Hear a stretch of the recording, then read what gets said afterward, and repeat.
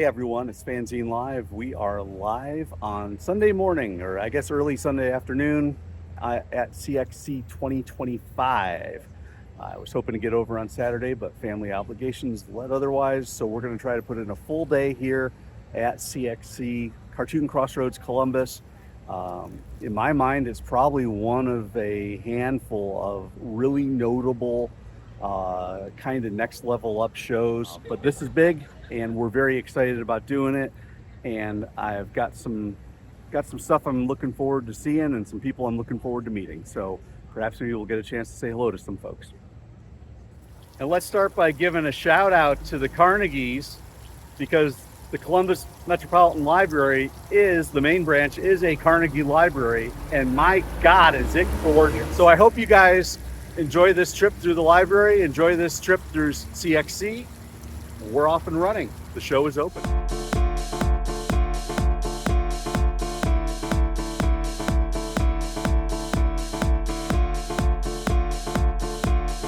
Not bad for a Sunday afternoon. The crowd is here, the tables are full. It's gonna be a good one.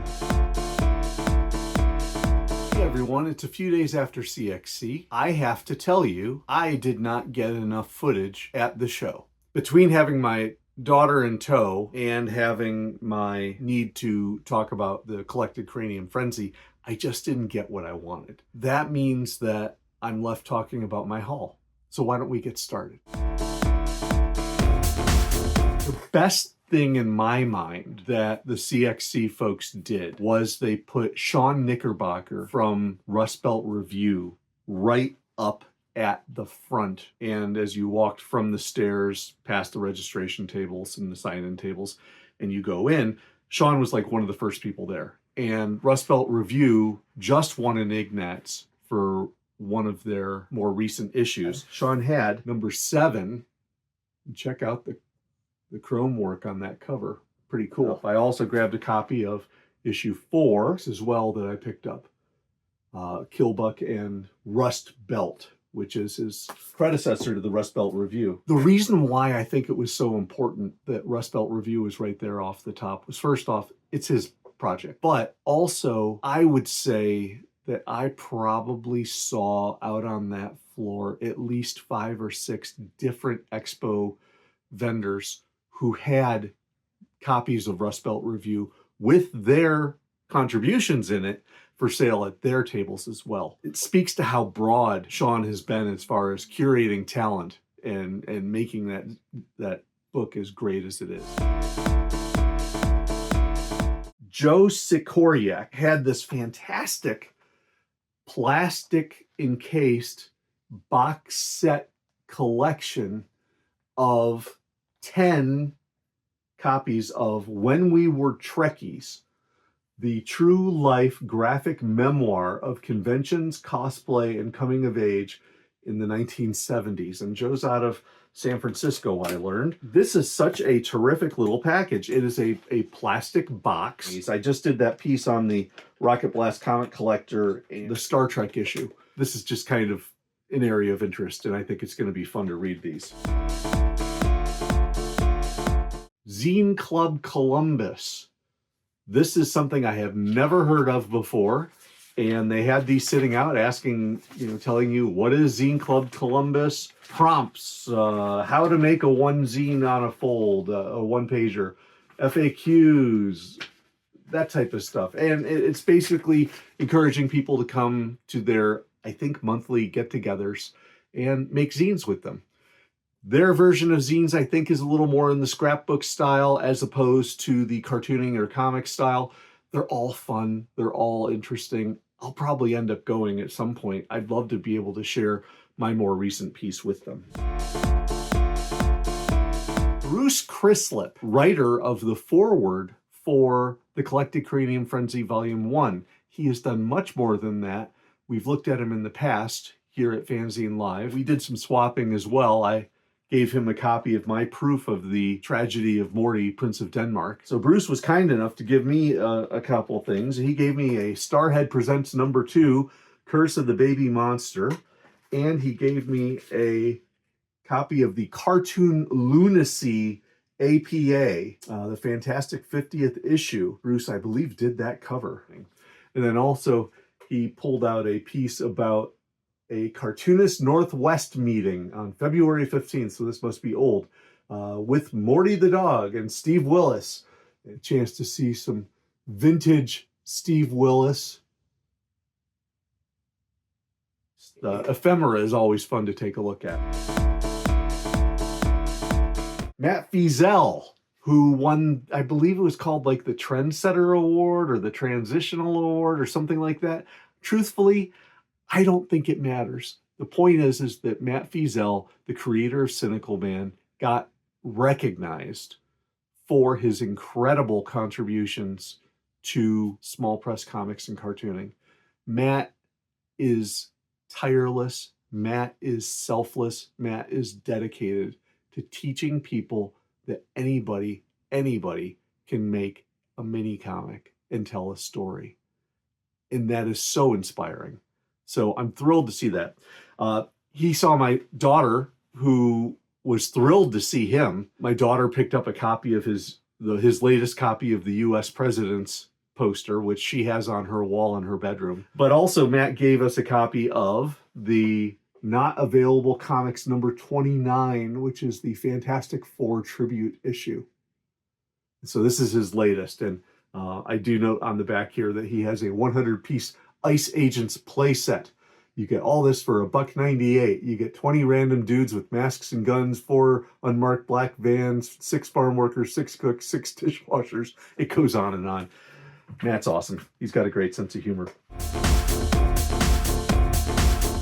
Yumi Yamaguchi. On the way out the door, I saw these. It's called Quietly. I was immediately taken with the graphic design quality of the book.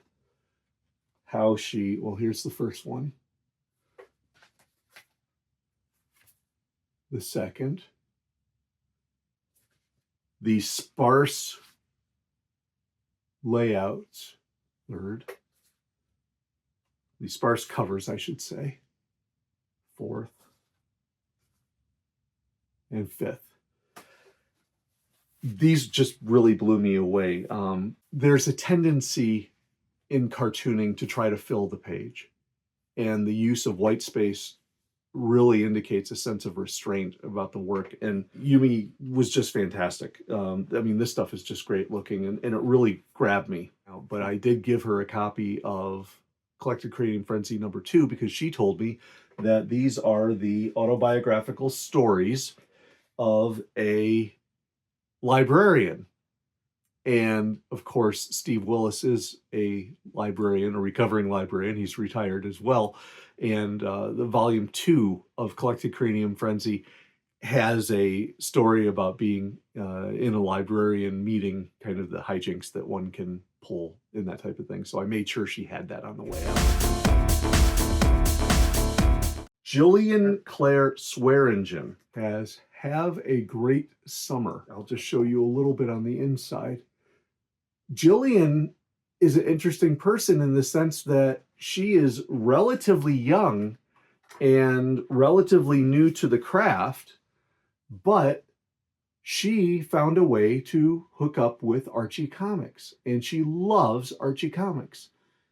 She got herself an internship. She got herself a job out of school doing some freelance work with them. And so she not only had her own little take on Archie Comics with Have a Great Summer, but she also had some copies of Archie Digest that she had colored on contract with them. Love and Rockets and the Santos Sisters and Tom King's recent Archie book that he wrote has kind of on-ramped me into the world of Archie. And I wasn't big on it before, but now I'm kind of warming up. She also had an interesting little mini comic Marvel stole from Archie, or it says Marvel stole Captain America from Archie, allegedly.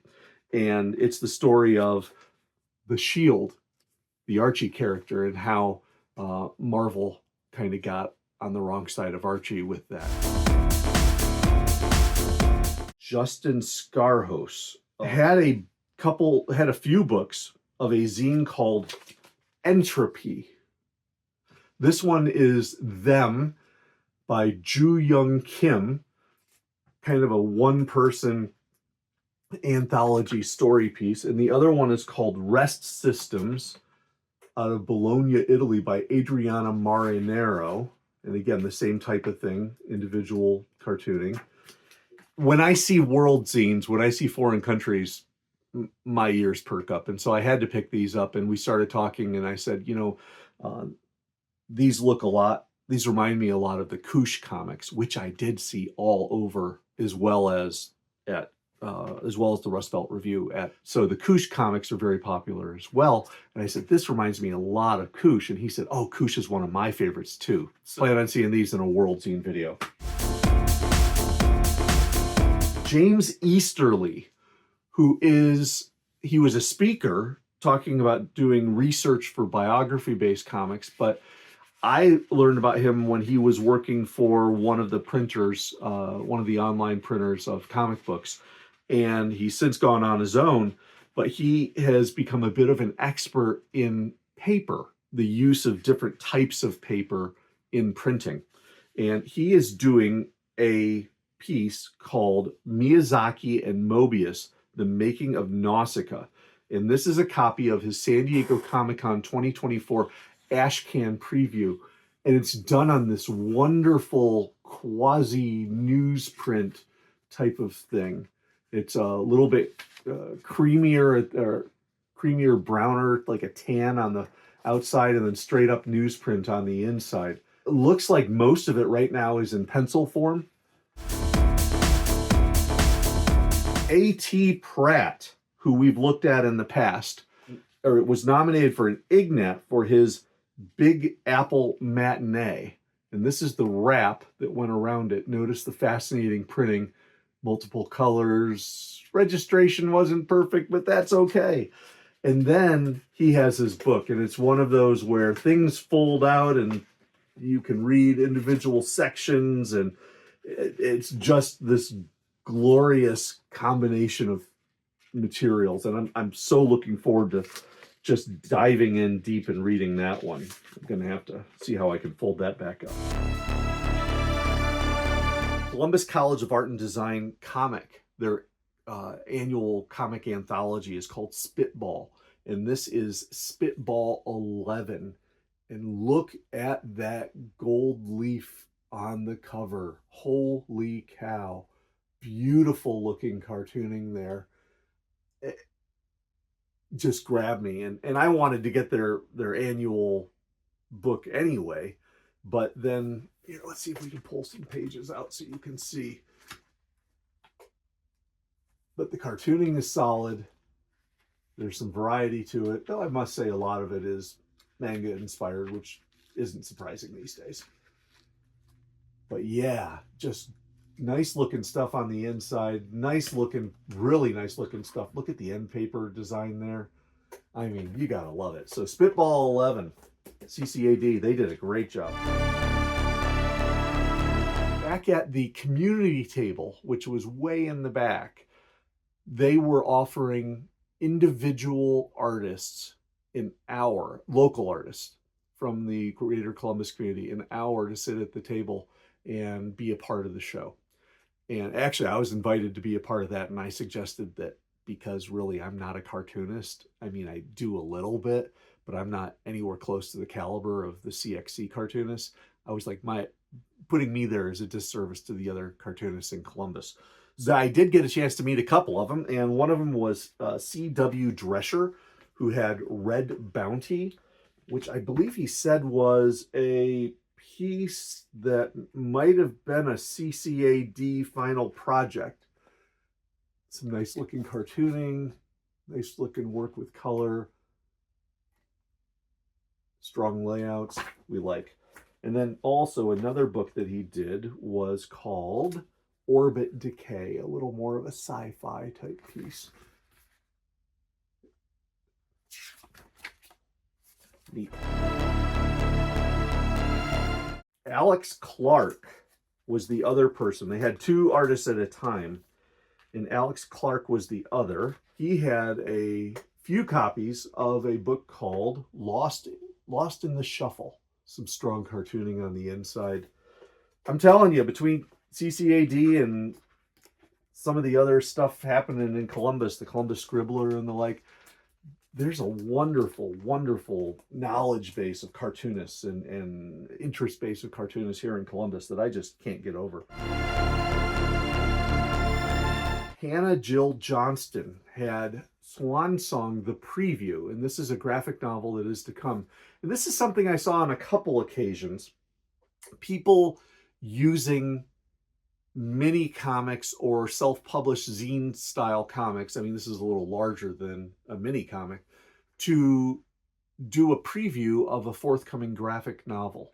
And so on the inside you have some of the early pages of their work, and I just love the landscape work that she does. I'm pretend to be an outdoorsy type of guy, and so I found that really interesting.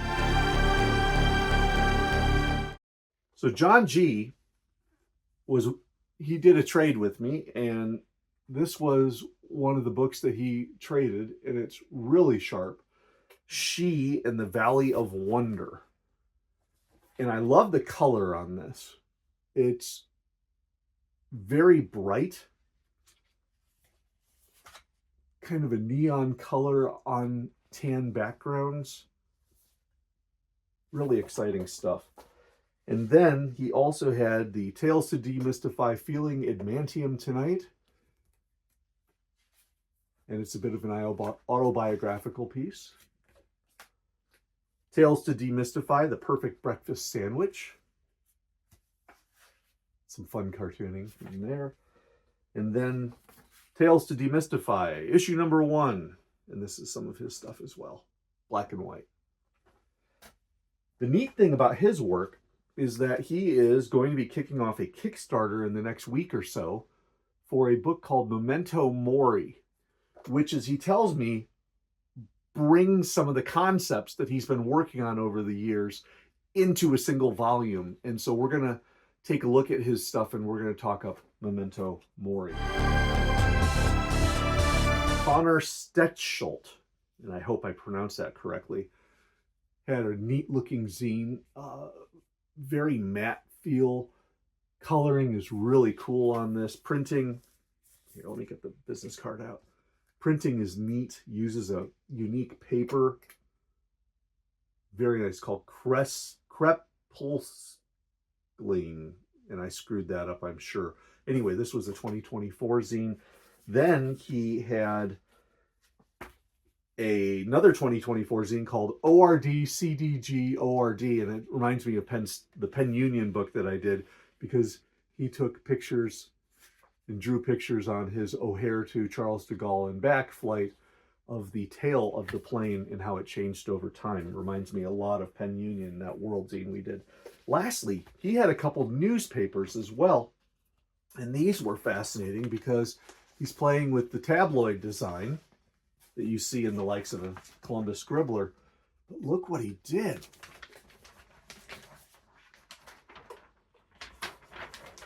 I mean, this is incredible.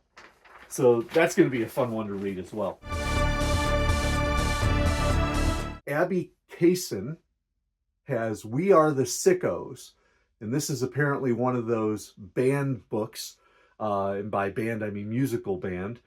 Kind of the rise and fall of the band and how they can stay together over time. The concept looks fun. The cartooning is light and fun. The book itself is gorgeous. And we've looked at one of their earliest issues before. This is one of their latest books, is the Eli Schwab, Rocco Jerome Ghost Agents. And I believe this is called Crimson Apocalypse. It is classic Ghost Agents. The wild and crazy and bizarre and often psychedelic Ghost Agent stuff. However, it is done in what looks to be about a 9x12 book. It is thick, it is giant, it is gorgeous, and it is wonderfully printed. And so that's it. Cartoon Crossroads Columbus 2025. Got a chance to see some folks whom I picked up stuff from last time. Got a chance to meet some new folks. It was a really neat event. Amazing creativity at work. Everybody had a story to tell, and so many of them are getting told. If you ever get a chance to go to a Zine Fest, doesn't matter if it's Cartoon Crossroads Columbus or anything else, if you're going to Short Run out in Seattle in November, or going to Space in Hilliard, Ohio, which is right outside of Columbus at the end of March, you'll see me there. And other than that, just get out to a Zine Fest, get out to a show, meet some creators, support some creators, and perhaps be creative yourself. Thanks, everybody. We'll catch you next time.